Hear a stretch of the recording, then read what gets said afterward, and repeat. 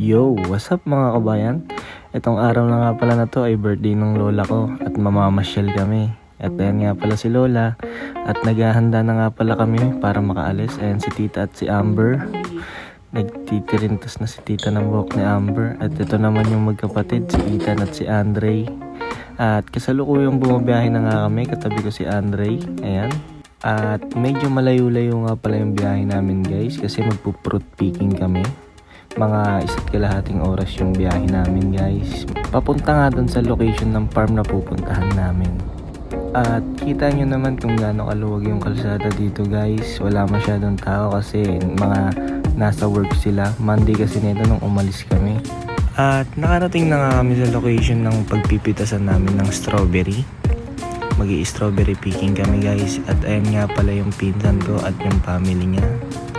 Papasok na kami nito. May bayad nga pala yung entrance dito guys bago kayo makapag-fruit picking. At mamaya ipapakita ko na lang sa inyo kung magkano yung mga bayad per head at sa mga bata. At may mga tinda nga din pala dito silang jams at strawberry at apples. And nga guys, $14 per kilo. At yung jams naman $8 per peraso. At ito nga ay kinakausap na ng tita ko yung cashier kasi magbabayad na kami ng entrance at inabot na nga sa amin yung plastic na paglalagyan ng strawberry. At ito nga yung farm guys, kita nyo naman kung gaano kalawak ang lawak niya. At ito ako, piniflex lang kita mo, Australianong hilaw. Ayan si Lola at si Ethan guys. Naglalakad na kami nito, naghahanap kung saan kami pwedeng mag-pick ng mga strawberries. And guys, may nakita nga ako dito na napaka-cute ng strawberry, 1 piraso. At may nakita nga rin kami dito ng mga nagtatrabaho guys. Sila nga pala yung mga nag-aayos ng mga patay na damo dito sa farm na to. Kahit sobrang tirik ng araw tuloy-tuloy lang sila sa pag-grind. At sa kasamaang palad guys, lumipat kami ng farm nito. Nandito kami sa Paint Orchards.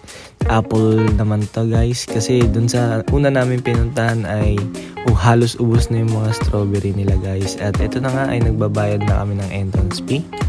Yan, papasok na kami nito sa loob ng farm na to. Ang pipitasin namin ay green apples. At kita nyo naman kung gaano kadami guys. Ang dami yan.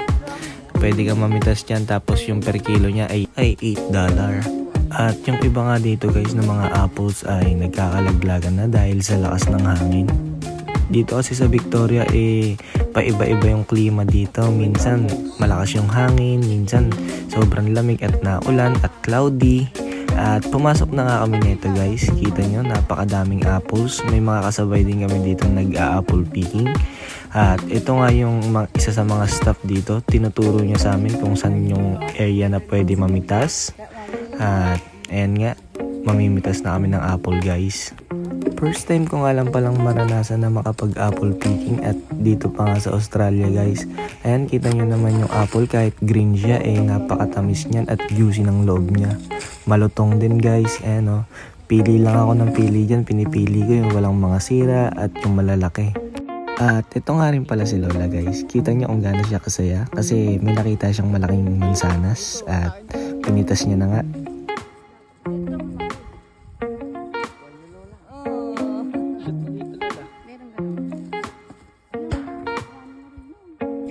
At nakarami na nga kami ng napipitas guys. Halos mapuno na namin yung timba na pinaglalagyan ng mga apples.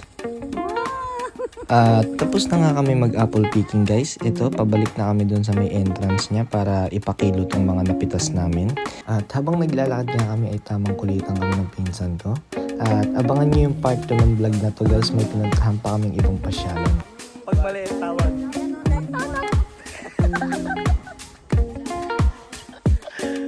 Ano tawag pag maliit?